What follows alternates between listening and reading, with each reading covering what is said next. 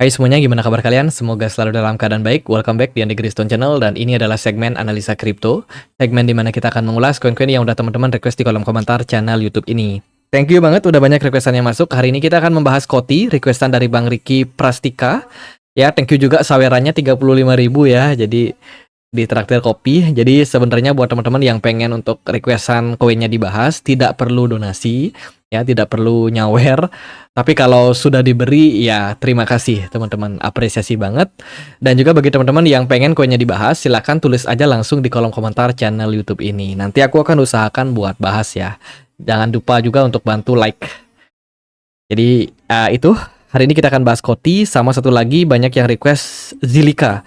Zilliqa kita juga akan bahas di video kali ini ya. Oke, tanpa berlama-lama lagi langsung kita bahas ya. Koti hari ini diperdagangkan di kisaran level Rp1.600 ya. Harga Koti belum naik terlalu tinggi. Kalau kita compare dari beberapa project altcoin itu kayak altcoinnya jadi di jaringan Solana itu udah mulai rally. Kemudian juga koin-koin purba, koin-koin lawas lah teman-teman. Kayak Litecoin, Hedera Habar, Algorand, Cardano itu juga udah mengalami kenaikan ya dalam beberapa minggu terakhir. Kemudian Zilliqa juga aku pantau udah mulai merangkak naik gitu. Tapi Koti ini agak beda. Dia bergerak sideways, flat. Setahun terakhir dia cuma bergerak di kisaran level 2.000 sampai Rp1.000 saja. Dilihat dari supply, sebenarnya Koti ini dikit lagi mencapai maksimum supply. Ya, maksimum supply-nya itu ada di 2 miliar. Sementara yang beredar baru 1,79 miliar. Itu artinya masih sekitar 10% lagi yang bisa di-create ke pasar. Dari unlock token juga kelihatan Koti ini semuanya murni dibagikan untuk ekosistem yang melakukan staking tokennya. Jadi secara unlock token akan dilakukan sangat bertahap dan juga minimum. Jadi dia nggak ada unlock besar gitu. Jadi harusnya sih nggak akan ada pergerakan yang crash banget untuk Koti. Jadi aman-aman aja menurut saya, lempeng-lempeng aja. Belakangan ini Koti sedang membangun bridging ya untuk layanan cross-chain privacy di jaringan Ethereum. Kemarin mereka baru aja melakukan testnet ya guna untuk menyediakan layanan lintas blockchain, layanan transaksi lintas blockchain yang tetap menjaga privacy. Gitu. Koti juga sudah berkolaborasi dengan beberapa project lainnya. Kayak ini dia beritanya berpartner sama Unchained AI untuk provide critical security and juga compliant infrastructure blockchain platform. Tujuannya adalah untuk meningkatkan keamanan, pemantauan, monitor, dan juga report yang lebih efektif untuk setiap transaksi yang berfokus pada privacy di jaringan Koti. Itu jadi dia saat ini sedang berfokus nih untuk meningkatkan jaringannya, terutama untuk transaksi yang lebih bisa meluas, bisa melebar ke banyak platform. Terus juga mereka baru aja bekerja sama dengan beberapa project lain. Jadi peningkatan jumlah ekosistem partner teman-teman. Ada Bancor, ada Band Protocol, ada NFA Club, dan juga ada Syncra. Ya, ini proyek-proyek yang berada di DeFi, DAO, Oracle yang fungsinya adalah untuk mendukung privacy dan juga transaksi lintas blockchain. Gitu. Jadi fokusnya Koti sekarang ke sana. Kemudian mereka juga berpartner dengan beberapa bank ya yang cukup besar guna untuk CBDC, project CBDC yang mereka akan bangun. Sekarang mereka sedang banyak promosi sih, teman-teman. Banyak promosi supaya blockchain mereka dipakai untuk pembuatan CBDC. Salah satunya adalah mereka ada berpartner dengan Bank of Israel untuk pengembangan CBDC project. Ya, dan ini ini projectnya sekarang sedang digarap gitu. Jadi Koti salah satu project yang mendukung CBDC. Decentralized Marketplace for Real World Asset in Bank of Israel Digital Scale Challenge, teman-teman. Jadi ini adalah proyek yang saat ini sedang dikerjakan oleh Koti. Mereka juga bersanding dengan beberapa proyek lainnya kayak PayPal, Fireblock, dan juga perusahaan-perusahaan lain di bidang fintech, privacy, dan juga networking. Gitu. Sebagai contohnya nih, mereka ngasih contoh ya di Twitter bagaimana CBDC di jaringan Koti ini akan menjadi solusi. Itu. Jadi dia ngasih bayangan nih, imagine a Taylor Swift konser tiket sold between fans in different country. Jadi bayangin tiket Taylor Swift berhasil terjual habis ya. Khususnya bagi mereka yang menggunakan transaksi bank ataupun credit card payment. Nah, itu bisa saja rawan terjadi yang namanya tiket palsu, ya, fraud, ataupun juga masalah-masalah lain yang berhubungan dengan fee yang tinggi. Gitu. Nah, semua itu bisa diatasi dengan adanya pengembangan real world asset. Ya, tokenisasi berupa tiket konser yang bisa digunakan di jaringan dari Koti. Gitu. Jadi dia join dengan bank, kalau orang mau beli tiket bisa pakai jaringan Koti di bank-bank yang sudah bekerja sama dengan Koti. Gitu. Penggunaannya tentu saja adalah CBDC. Gitu. Jadi ini adalah proyek yang sedang dibangun, sedang digarap oleh Koti dan mungkin akan menyelesaikan masalah dari sebagian orang. Tapi kita akan lihat seperti apa adopsinya. Sebab proyek seperti ini kan sifatnya masih sangat-sangat lokal menurut saya ya. Masih sangat-sangat, maksudnya dia itu masih bisa digunakan di beberapa tempat saja, belum bisa langsung menjamur ke seluruh wilayah. Gitu. Jadi ini adalah proyek yang sekarang digarap oleh Koti dan sepertinya sih kalau kita melihat dari perkembangan zaman ini possible dicontoh oleh banyak blockchain lain. Itu jadi sebenarnya ini good point sih untuk inovasi yang dilakukan oleh Koti ke depan. Dengan adanya tokenisasi, contohnya adalah tiket konser ini, otomatis tiket tersebut eksklusif, hanya ada satu dan nggak bisa dijiplak, nggak bisa dipalsukan seperti itu. Jadi orang-orang yang beli itu otomatis sudah dapat barang asli gitu guys. Jadi ini menurut saya contoh yang bagus sih. Gitu. Kalau saya lihat sih Koti overall ya masih bagus aja untuk proyeknya, masih jalan-jalan aja. Engagementnya juga lumayan bagus di Twitter. Kita akan coba lihat gimana price action ya. Koti sebenarnya kemarin udah menunjukkan indikasi bagus. Dia sudah berhasil break dari pergerakan apa namanya falling wedge pattern ya. Falling wedge dia keluar, terus dia bisa rally. Bahkan kemarin sampai $0,2. Cuman setelah itu dia malah sideways, kayak kehilangan momentum gitu dan bertahan di kisaran $0,1 ya. Sebelumnya di 0,2 turun ke 0,1, lumayan, udah turun lumayan dalam. Volume smart money belum terlalu banyak di Koti dilihat dari time frame weekly. Menurut saya ini adalah momentum yang bagus buat teman-teman yang pengen akumulasi. Ini dia masih bergerak flat. Ya, potensial masih bisa lanjut bullish mengikuti dengan pergerakan kripto yang lain. Gitu. Jadi untuk saat ini sideways aja, masih lempeng-lempeng. Terus kalau kita perhatikan juga dari time frame daily, kita bisa melihat Koti sejak Juni sampai saat ini belum beranjak dari area 0,12 sampai dengan $0,08. Ya, bergerak sideways. Konfirmasinya yang penting adalah kalau dia berhasil break level 0,12, itu adalah indikasi Koti bisa saja bullish. Ya, kalau kita melihat dari beberapa project altcoin yang sudah sempat sideways lama ya, contohnya itu kayak XRP. Oh sorry, aku belum tampilin chart XRP di sini. Kita coba lihat ya XRP. Kalian bisa pakai contoh kayak XRP, dia itu bergerak sideways sangat lama, flat, nggak kayak tidak terjadi apa-apa, tapi sekalinya dia rally, pumpnya lumayan tinggi, guys. Jadi dia naik, kalau kita lihat udah 148%. Itu juga terjadi pada koin lawas lainnya kayak Cardano ya. Cardano USDT. Kita bisa lihat. Nah, ini juga kurang lebih sama. Dia bergerak flat. Tiba-tiba dia ngepump, langsung naik sangat tinggi. Volume perdagangannya tinggi, membludak. Smart money-nya juga bagus. Nah, Koti momentumnya belum sampai sana. Koti masih kayak belum terlalu mendapatkan inflow. Gitu. Ekspektasi kita adalah Koti bisa lanjut bullish. Cuman kapan? Saya rasa dalam jangka waktu dekat. Ya, dengan cara yang sama seperti proyek-proyek yang lain, dia bakalan ngepump lumayan signifikan. Cuman untuk momentumnya saya rasa masih kita wajib untuk tunggu gitu. Saat ini potensial skenario yang bisa terjadi adalah Bitcoin harus bergerak flat. Ya, at least dia masih rally tapi nggak terlalu tinggi, ditunjang sama BTC dominance yang harusnya mengalami penurunan.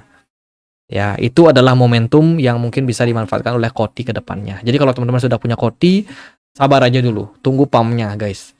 Next target kalau dia berhasil break dari level 0,12, maka potensial Koti bisa rally sampai 0,25. Ya, Kotti ini memang tipikal koin yang kalau nge-pump langsung tinggi. Cuman setelah itu momentumnya habis, dia akan bergerak sangat-sangat bearish, teman-teman. Jadi volatilitasnya lumayan tinggi gitu. Make sure teman-teman sudah beli ketika sideways dan juga jangan lupa jual ketika sudah mendekati target yang kalian inginkan. Seperti itu.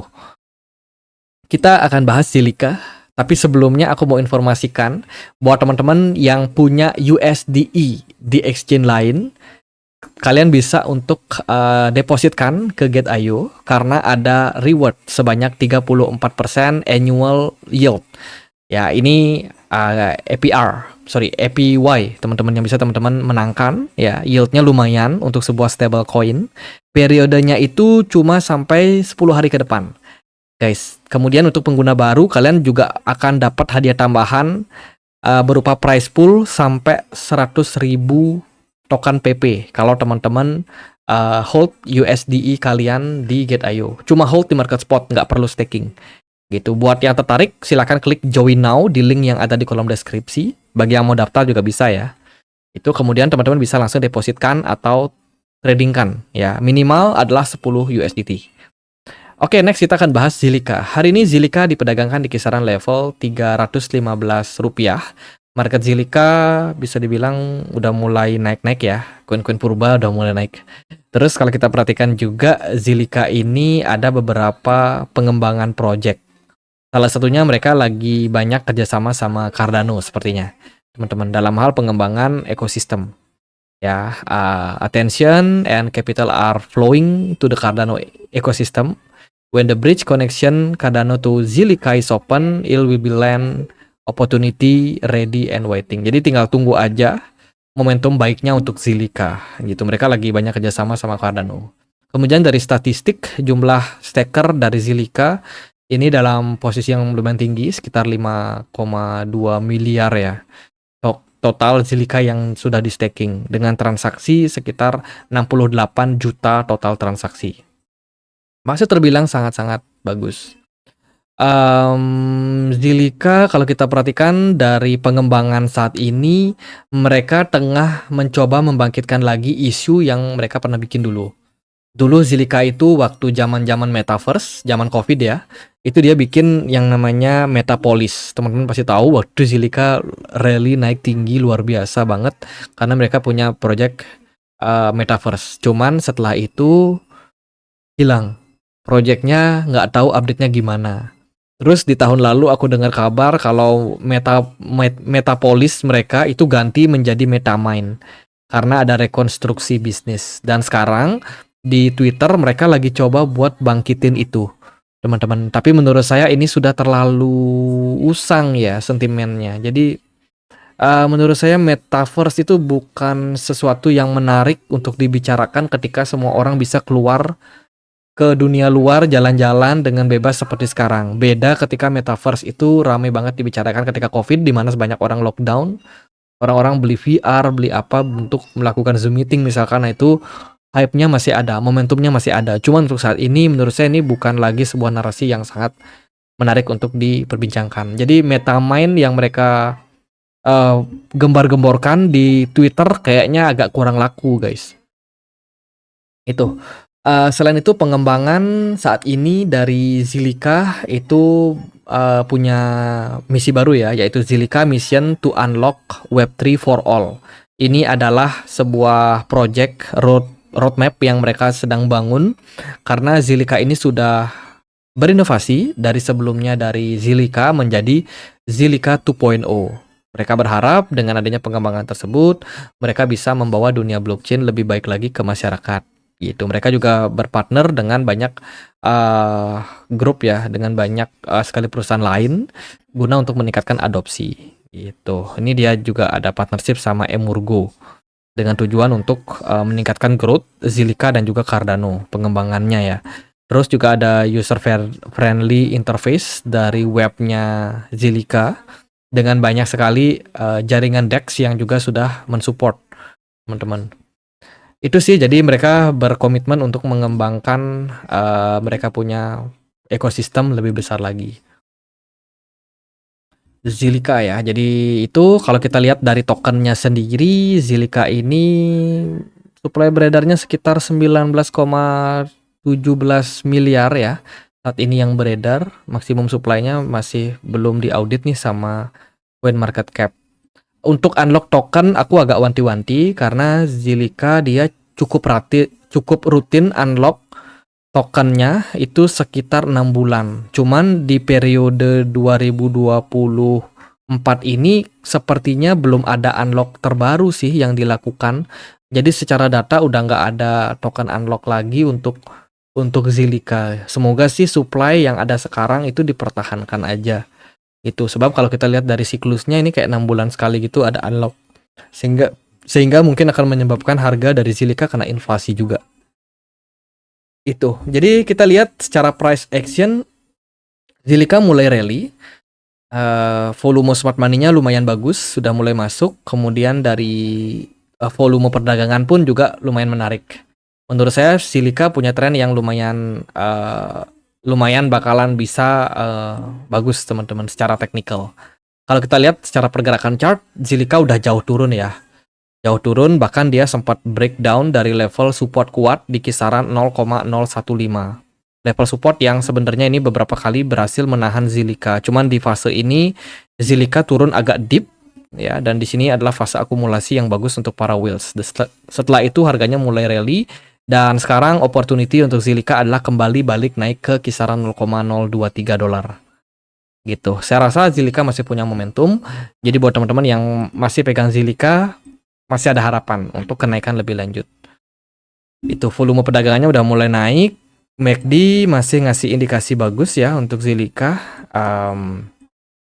Ya, kita lihat aja lah seperti apa kedepannya untuk project dari Zilliqa. Semoga ada inovasi yang lebih bagus dari project-project yang dia bikin sebelumnya, karena menurut saya project ini lumayan banyak ide, cuman eksekusinya itu yang kurang di follow up dengan baik. Itu. Terus juga kalau kita perhatikan untuk saat ini Zilliqa kena rejection di kisaran level 0,02 dolar. Ada rejection waktu dia menyentuh level tersebut kemarin, ada selling pressure yang lumayan besar, tapi Zilliqa kemungkinan masih bisa lanjut bertahan dan kembali ngetes area 0,2 dolar. Buat teman-teman yang pengen entry, level sekarang masih cukup ideal. Tapi itu jangka panjang sih, harus berani untuk hold ya. Kemudian kalau kita perhatikan dari time frame 4 jam, pergerakan Zilliqa masih lumayan bagus. Indikasi koreksi masih ada. Ya, kemarin dia ada indikasi koreksi turun pergerakan Zilliqa, tapi kembali di follow up dengan baik di perdagangan hari ini. Gitu. Jadi secara structure ini masih bullish. Zilliqa masih membuat yang namanya higher low yang baru. Itu berarti trennya masih kemungkinan akan seperti ini, teman-teman. Jadi harapan bullish ini tentu saja kita lihat ya dari BTC dominance-nya juga yang pelan-pelan udah mulai sedikit terkoreksi.